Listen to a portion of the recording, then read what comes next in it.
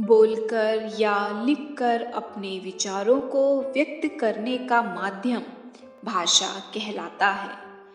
भाषा शब्द संस्कृत के भाष धातु से बना है, जिसका अर्थ है वाणी को व्यक्त करना अथवा बोलना या कहना। नमस्कार, बहुत स्वागत है आपका आओ लिखें पर। आज से इस चैनल पर हम हिंदी व्याकरण शुरू कर रहे हैं, तो आइए शुरू करें इस सीरीज की पहली वीडियो, जिसका पहला पार्ट है भाषा और व्याकरण। भाषा का विकास।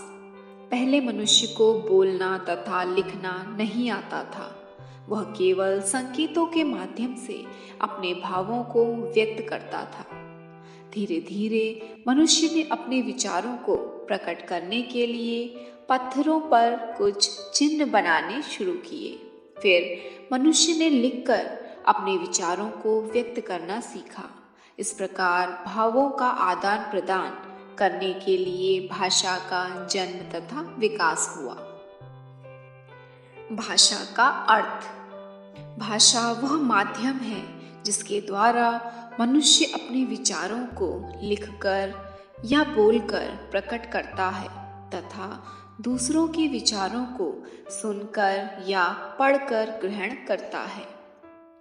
पशु पक्षी भी तरह तरह की ध्वनियाँ निकालते हैं, पर उन ध्वनियों को हम भाषा नहीं कहते। उसी प्रकार संकेतों द्वारा कही गई बात भी भाषा नहीं कहलाती। भाषा की परिभाषा। अपने विचारों को बोलकर या लिखकर व्यक्त करने का माध्यम भाषा कहलाता है। भाषा के रूप। भाषा के दो मुख्य रूप होते हैं। पहला मौखिक भाषा, दूसरा लिखित भाषा। मौखिक भाषा जिस भाषा को मुख से बोला तथा कानों से सुना जाता है, उसे मौखिक भाषा कहते हैं। समाचार सुनना, वाद विवाद, भाषण देना, कहानी सुनना आदि मौखिक भाषा के उदाहरण हैं।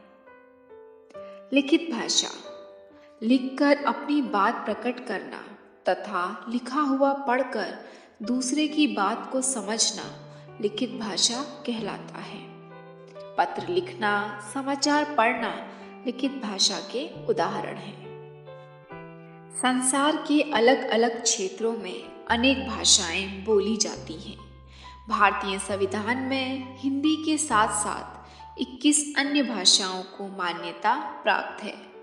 भारतीय संविधान द्वारा 14 सितंबर 1949 को हिंदी को राजभाषा के रूप में मान्यता प्रदान की गई। इसीलिए प्रत्येक वर्ष 14 सितंबर को हिंदी दिवस के रूप में मनाया जाता है। आइए अब कुछ भारतीय और विदेशी भाषाएं देख लेते हैं। भारतीय भाषाएं।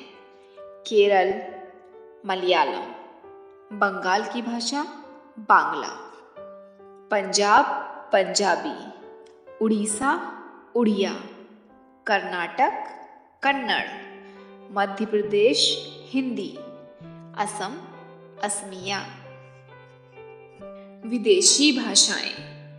इंग्लैंड अंग्रेजी, जापान जापानी, Germany German, Sri Lanka Sinhali, Korea Korean, चीन चीनी, फ्रांस फ्रांसीसी।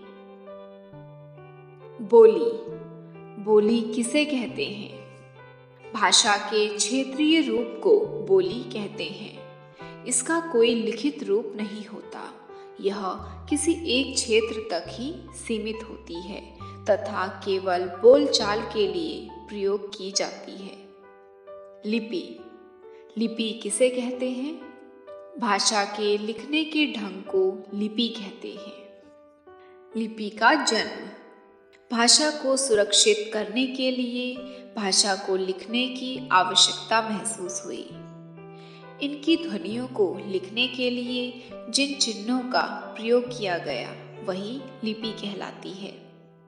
इस प्रकार लिपि का जन्म हुआ। प्राचीनतम भाषा। दुनिया में अलग अलग भाषाओं को अलग अलग लिपियों में लिखा जाता है। हिंदी, मराठी, संस्कृत तथा मैथिली आदि भाषाएं देवनागरी लिपि में लिखी जाती हैं। संस्कृत भारत की प्राचीनतम भाषा है। अधिकतर भारतीय भाषाओं की जननी संस्कृत को ही माना जाता है।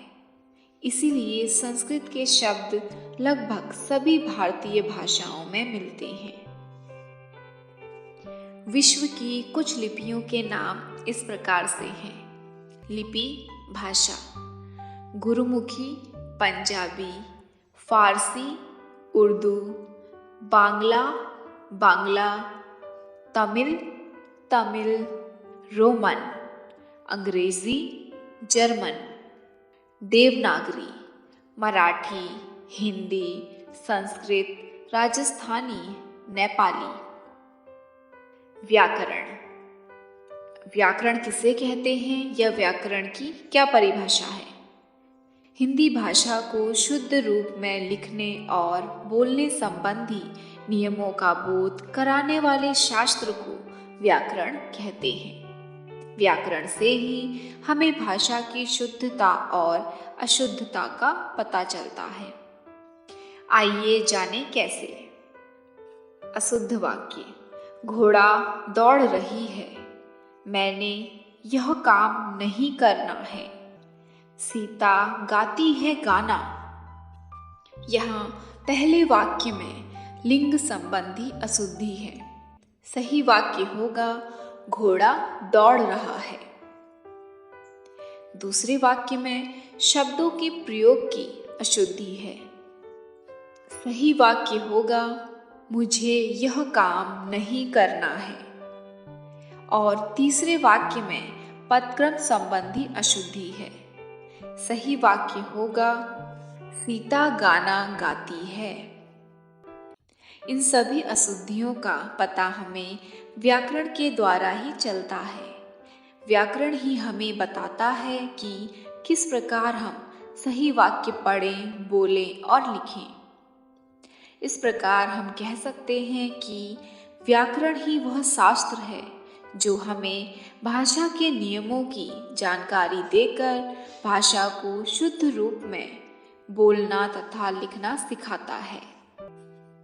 मैं उम्मीद करती हूँ कि आपको ये वीडियो समझ में आई होगी। अगर आपके कुछ डाउट्स हैं तो आप कमेंट करके पूछ सकते हैं। तो इसी के साथ मिलते हैं अगली वीडियो में। तब तक के लिए सीखते रहिए, लिखते रहिए। धन्यवाद।